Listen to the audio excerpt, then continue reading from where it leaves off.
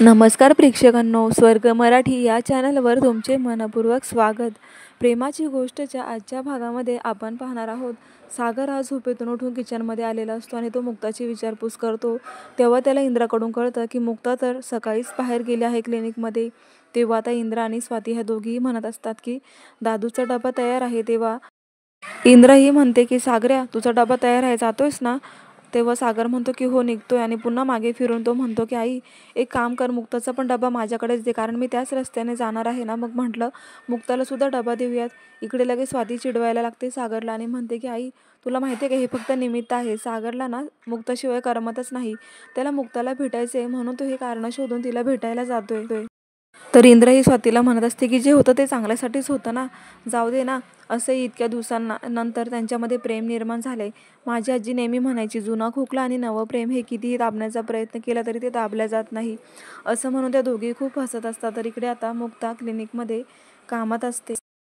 मुक्ताने मोठी सर्जरी केलेली असते. तेव्हा आता तिला खूप थकल्यासारखं वाटत असतं, म्हणून ती आरतीला म्हणते की आता आहे ना, पुढची अपॉइंटमेंट ही आपण नंतरच घेऊया डॉक्टर दीक्षितांची. आरती ही खूप उदास असते. तिचा चेहरा पाहून मुक्ता तिला म्हणते, आरती, काय झालं, तुझा चेहरा इतका नर्वस का आहे? तुला बरं वाटत नाहीये का आरती? मग आरती म्हणते, हो, मला खरंच बरं वाटत नाही आज. तेव्हा आता मुक्ता तिला म्हणते, आरती, तुला बरं वाटत नव्हतं ना, मग तू क्लिनिकमध्ये नव्हतं यायला हवं. तर आरती म्हणते की नाही, मोठी सर्जरी आहे ना, म्हणून मी आली. तेव्हा मुक्ता आरतीला म्हणते की एक काम कर, तू अगोदर डॉक्टरांकडे जा आणि गोळ्या औषधं घेऊन ये. तेव्हा आरती म्हणते, नाही मॅडम, मी कालच डॉक्टरकडे जाऊन औषधं पण घेतलेली आहेत. तेव्हा मुक्ता म्हणते, तू हे बरं केलंस.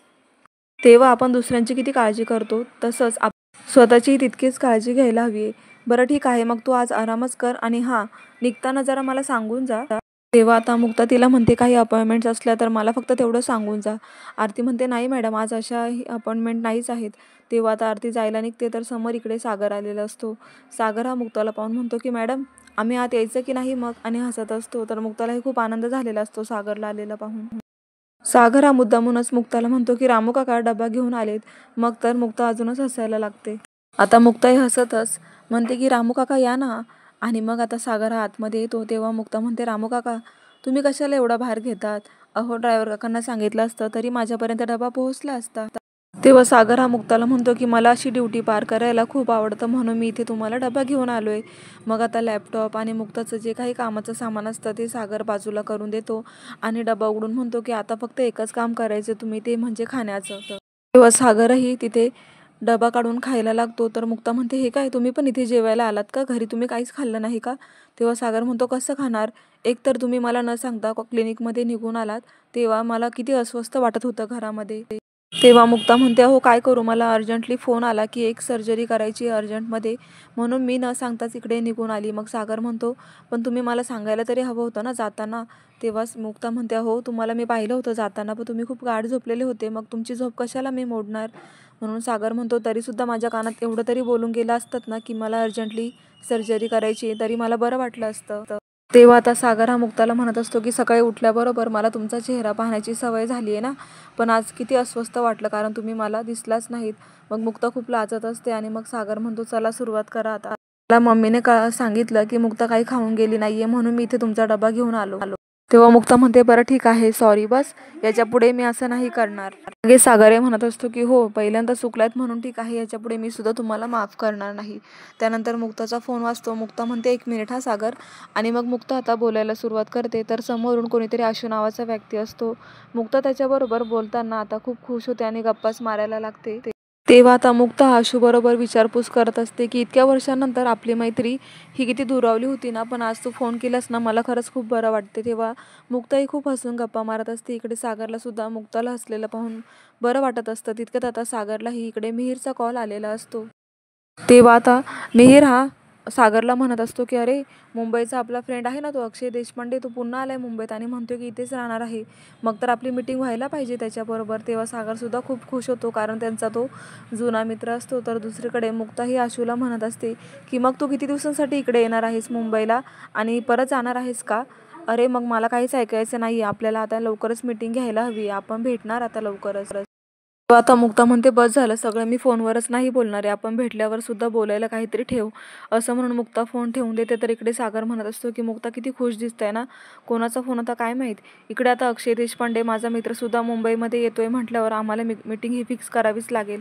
पण मला माझ्या मनातलं मुक्ताला बोलायचं आहे, पण ते ह्या ठिकाणी नको. आता लवकरच मीटिंग झाल्यानंतर मी मुक्ताला कुठेतरी बाहेर घेऊन जाईल फिरायला आणि माझ्या मनातलं मुक्ताला सुद्धा बोलणार आहे मी. तेव्हा इकडे मुक्ता ही स्वप्न पाहते की अक्षू कधी येईल आणि मला त्याला कधी भेटता येईल. तर इकडे सागरसुद्धा हा विचार करत बसलेला असतो की अक्षय देशपांडे लवकरच यायला हवा आहे. आता मिहीर त्याला म्हणत असतो की तुला माहिती आहे अक्षय देशपांडेचं कॅरेक्टर, अरे तो एक नंबर माणूस आहे, बिझनेसमधलं त्याला टोटली सर्व नॉलेज आहे. तेव्हा आता फॉरेन करन्सीबद्दल त्याला पूर्ण आपण माहिती काढून घेऊया. तो काय करतो, कसा दिसतो याच्याबद्दल आपल्याला अजून माहितीही नाही आहे. तो कोणाला ते रिव्हील करत नसतो ना, पण आपल्याला याची चौकशी लवकरच करावी लागेल. असं ते दोघंही आता बिझनेसबद्दल गप्पा मारत असतात.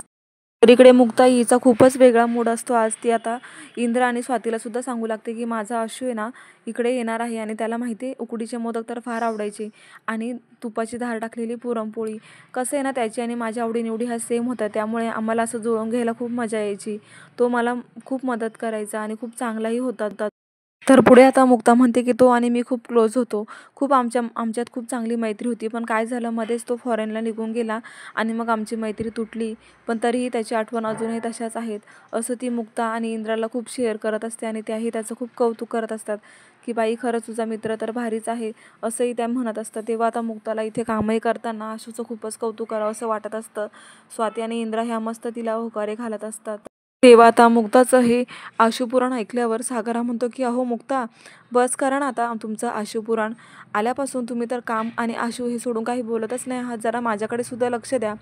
तेव्हा मुक्ता म्हणते अहो माझी आणि आशूची मैत्रीच होती तशी. तेव्हा सागर म्हणतो आम्हाला काही मित्रमैत्रिणी नाही आहेत का, तुम्ही एवढं कौतुक करताय त्याचं.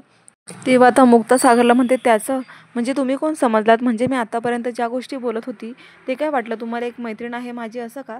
अहो मी मैत्रिणीबद्दल नाही बोलत आहे, आशू हा माझा मित्र आहे. त्या मित्राबद्दल मी तुम्हाला कधीपासून शेअर करते की आम्ही खूप क्लोज होतो, आम्ही खूप धमाल केली आहे कॉलेजमध्ये असताना, आमच्या आवडीनिवडीसुद्धा सेम होत्या. पुढे आता मुक्ता म्हणते की काय आहे ना आम्ही खूपच क्लोज होतो, तो खूप हँडसम पण होता. तेव्हा त्याच्या मागे ना खूप मुली लागायच्या, पण तो ना मुलींपासून दूर पळायचा आणि तो असा होता ना की फक्त माझ्या एकटीशीच बोलायचा. आणि रक्षाबंधन आली ना की सगळ्या मुली त्याला राखी बांधण्यासाठी त्याच्या मागे पळायच्या, पण तो कोणाचीही राखी बांधायचा नाही. तेव्हा आता सागरला खूप जलस फील होत असतं. मग सागर म्हणतो की मग तुम्ही त्याला राखी बांधायच्यात का. तेव्हा मुक्ता म्हणते छे, मी कशी राखी बांधणार, मी तर त्याला फ्रेंडशिप डेला फ्रेंडशिप बँड बांधायची. मग सागरला खूपच जलस फील होतं. आता त्याला मुक्ताने असं आशूचं केलेलं कौतुक पाहून खूपच असं राग आल्यासारखं तो फील करत असतो. तेव्हा आता सागर म्हणतो बरं मग तुमचा हा आशू इतक्या दिवस मला कसा नाही दिसला, तुम्ही तर त्याच्याबद्दल मला कधी बोलल्याही नाही. इकडे स्वाती सगळं ऐकून तिला खूप हसायला येत असतं, कारण सागरचं तोंड हे पाहण्यासारखं झालेलं असतं. तेव्हा सागरला मुक्ता म्हणते काय आहे ना तो फॉरेनला राहतो, मी सांगितलं ना तसं, मी आपल्या लग्नाबद्दल त्याला इन्व्हाइट केलं होतं पण त्याला जमलं नसेल म्हणून तो नाही आला. आणि असे एवढ्या दिवसांपर्यंत आमचे बोलणंही झालेलं नव्हतं. पण अचानक त्याचा फोन आला आणि तो मला म्हणाला की मी मुंबईला येतोय. तेव्हा आता मी त्याच्याबरोबर भेटायचं ठरवलं आहे. तर सागर उद्या तुम्हाला टाईम आहे का, आपण दोघं जण त्याला भेटायला जाणार आहोत. तर सागर म्हणतो नाही मुक्ता, उद्या तर माझी मीटिंग आहे, मला नाही जमणार उद्या त्याला भेटायला यायला. तेव्हा आता सागर म्हणत असतो की हे बघा मुक्ता, मला फोर्स करू नका, मी येणार नाही कारण माझ्या खूप महत्त्वाच्या मीटिंग्स आहेत. तेव्हा मुक्ताला हे राग येतो आणि मुक्ता म्हणते असं का, रोज तुमच्याकडे किती वेळ असतो आणि उद्या भेटायला जायचे त्या आशूला तर तुमच्याकडे वेळ नाही आहे का. सागर मला ना खरंच खूप राग आला तुमचा, माझ्या तुमच्याकडून हे एक्सपेक्टच नव्हतं की तुम्ही असं कराल माझ्या बाबतीत. खरंच माझ्याशी ना तुम्ही काही बोलूच नका. स्वाती आणि इंद्रा ही ती दोघांच्या भांडणांची गंमत पाहत असते. इथे मिहीरही शांतच बसलेला असतो, मात्र सागर हा खूप रागानेच बोलत असतो. आता मुक्ता म्हणते असं आहे का, तुम्हाला वेळ नाही आहे ना, ठीक आहे, माझा तो जुना मित्र आहे त्याच्यामुळे मला तर भेटणं गरजेचं आहे, मग मी तुम्ही नाही आलात तरी जाणार आहे. असं म्हणून मुक्ता ही किचनमध्ये निघून जाते. तर इकडे आता स्वाती म्हणत असते की मम्मी बघ ना, कोणाचं हे ना ऐकून घेणारा सागर हा किती गप्प बसला ना बायकोसमोर, बायको इतकी बडबड करते आणि हा शांत बसून ऐकतोय. तेव्हा आता इंद्रा स्वातीला म्हणत असते अगं काय आहे ना, बायकोचा राग यायला त्याला बायकोचा नवीन मित्र आलाय ना म्हणून त्याला जळण होते, म्हणून त्याला राग आला आणि म्हणूनच तो आता नाटकं करतोय त्याच्याबरोबर जायला. तुला कळत कसं नाही का स्वाती. तेव्हा स्वाती म्हणते की बरोबर ओळखलं मम्मी, अगं बरोबर आहे ना, त्याचं तिच्यावर किती प्रेम आहे आणि असं दुसरंच कोणत्या तरी मित्राला वहिनी भेटायला चालली आहे म्हटल्यावर राग तर येणारच ना. वहिनी किती कौतुक करते दादासमोर त्याचं, मग तर रागच येईल ना दादाला. तेव्हा सागरला खरंच खूप राग आलेला असतो, मात्र त्यांची ही झटपट आता त्यांची बडबड सर्व काही सावनीने ऐकलेलं असतं आणि सावनी म्हणते की आशू मुक्ताचा मित्र ही काय भानगड आहे? नक्की आहे कोण हा आशू? नक्कीच असं वाटतंय यांचं चित्र पाहून की सागरला हे आवडलेलं नाहीये. पण जे सागरला आवडत नाही ते मला खूप आवडतं, म्हणून आता मला यांच्यावर लक्षच ठेवावं लागणार आहे आणि ही काय भानगड आहे याचा शोध घ्यावा लागणार आहे. तेव्हा आता पुढे सावनी म्हणते की आता लवकरच मुक्ताचा हा आशू कोण आहे याची चौकशी मला करावीच लागेल, म्हणजे आता नक्कीच काहीतरी प्लॅन करता येईल. पुढे आता मुक्ता ही सई आणि आदित्य बरोबर बोलत असते. तेव्हा आता मुक्ता ही म्हणते सईला की मला तुझं कॅलेंडर दे बरं, मला तुझं होमवर्क बघायचं आहे. तेव्हा आता सईचा चेहरा खूप पडलेला असतो. ती म्हणते की मुक्ता मम्मा, अगं मी कॅलेंडर आहे ना हे शाळेतच विसरली. शाळा सुटल्यावरती मी गप्पा मारत मारत बाहेर आले आणि ते शाळेतच विसरली. पण मुक्ता म्हणते अगं इतकं घाबरायला काय झालं, तुला लक्षात राहिलं नाही का? दरवेळेला तर असं होत नाही. मग सई म्हणते की खरंच मी विसरली आहे. मुक्ता म्हणते बरं ठीक आहे, पण उद्या आठवणीने घेऊन ये, कारण मला कॅलेंडर तुझं बघावंच लागेल. असं म्हणून मुक्ता निघून जाते, पण तिथे आता सावनी आलेली असते. आता सई पुन्हा येते आणि म्हणते की मी शोधलं कॅलेंडर पण कुठेच नाही आहे मम्मी. तेव्हा अगं काळजी करू नकोस बाळा, थांब मी तुला काहीतरी खायला आणते. असं म्हणून मुक्ता आता किचनमध्ये जाते. तर सई आणि आदित्य हे दोघं एकमेकांकडेच पाहत असतात, कारण आता सई खूपच टेन्शन घेते. त्यामुळे आदित्य तिला म्हणत असतो की सापडून जाईल तुझं कॅलेंडर, नको काळजी करूस. तेव्हा आता मुक्ता ही बाहेर गेलेली असते आणि मग तिथे आता सावनीने त्यांच्या गप्पा ऐकलेल्या असतात. लगेच सावनी तिथे येते आणि म्हणते सई काय झालंय? तेव्हा सावनी ही आदित्यला सईशी मुक्ताला सावनीला बोलायचं असतं, म्हणून आदित्यला ती पाणी आणायला बाहेर पाठवते. आदित्य हा बाहेर जातो तेव्हा सावनी म्हणते हे बघ तुझं कॅलेंडर सई, मला माहिती आहे तुझ्या मुक्ता मम्माबरोबर तू खोटं बोलतेस ना. तुझ्या कॅलेंडरवर कंप्लेंट लिहून आलेली आहे, उद्या पॅरेंट्सला शाळेत बोलवले म्हणून तू घाबरत आहेस ना. तुला हे सांगायचं नाही आहे ना, मी काय सांगते ऐक आता. मी तुझ्या शाळेत येईल, मी तुझा प्रॉब्लेम सॉल्व्ह करेल. ह्या कॅलेंडरवरती जे काही कंप्लेंट्स आहेत त्या मी तुझ्या सॉल्व्ह करणार आहे. तेव्हा आता सई म्हणते की नाही तू नको येऊ सावनी, मग मुक्ता मम्मा येईल ना, असे मी बाबांना खरं काय ते सांगून देते, म्हणजे बाबा येतील तेव्हा तू टेन्शन घेऊ नकोस आणि ह्या गोष्टींमध्ये पडूच नकोस. असं सावनीला सई म्हणत असते. तेव्हा आता सईचं बोलणं ऐकून सावनीला धक्काच बसतो. तेव्हा आता सावनी ही तिचा विचार करते आणि रागानेच निघून जाते. इकडे सई एकटीच विचार करत बसलेली असते की कॅलेंडरबद्दल आता मी कोणाला सांगू, मी पुढे काय करू, उद्या शाळेत कोणाला घेऊन जाऊ. त्यामुळेच आता ती खूपच टेन्शनमध्ये असते. तर प्रेक्षकांनो हा भाग इथे संपलाय. पुढील भागामध्ये आता सई ही सागरला सांगण्याचा प्रयत्न करत आहे. सई ही सागरला सगळं सांगत असते की शाळेमध्ये काय झाले आणि काय होणार आहे. तेव्हा मी काय करू, मुक्ता मम्माला आपल्याला खोटं नाही बोलून चालणार, कारण मुक्ता मम्मा तर प्रत्येक गोष्टीवर सोल्युशन देते ना. चला बाबा मुक्ता मम्माला सांगूया. तेव्हा आता सागर हा सईला म्हणत असतो की थांब, मुक्ता मम्माला नको सांगूस. तर पुढे आता सावनी ही मुक्ताकडे येते आणि म्हणते की सईचं कॅलेंडर माझ्याकडे आहे. सई तुझ्याबरोबर खोटं बोलली आहे बघ, सई तुला घाबरते, तिने तुला खरं सांगितलेलं नाही आहे. ह्या कॅलेंडरमध्ये तिच्या कंप्लेंट्स आहेत, उद्या पॅरेंट्सला शाळेमध्ये बोलवले तरीसुद्धा ती तुझ्याशी खोटं बोलली. तेव्हा आज मुक्तालाही राग येतो. मुक्ता म्हणते सावनी तू त्याची काळजी करू नकोस, सई ही माझी मुलगी आहे आणि ती माझ्यापासून काहीही लपवणार नाही आहे. तेव्हा आता शाळेच्या जाण्याच्या अगोदर ती मला नक्कीच खरं सांगेल याचं मी तुला चॅलेंज करते. तेव्हा सावनी म्हणते की घे माझ्याकडून चॅलेंज, सई तुला काहीही सांगणार नाही. तेव्हा मुक्ता म्हणते मला विश्वास आहे, ती मला सगळं सांगणार. तर प्रेक्षकांनो तुम्हाला काय वाटतं, सई ही मुक्ताला खरं सांगणार का शाळेतल्या कंप्लेंट्सबद्दल? ते उद्या आपण पाहणारच आहोत. तर प्रेक्षकांनो नवीन असेल तर चॅनलला सबस्क्राईब करा. मराठी सावली पाहत रहा प्रेमाची गोष्ट. धन्यवाद.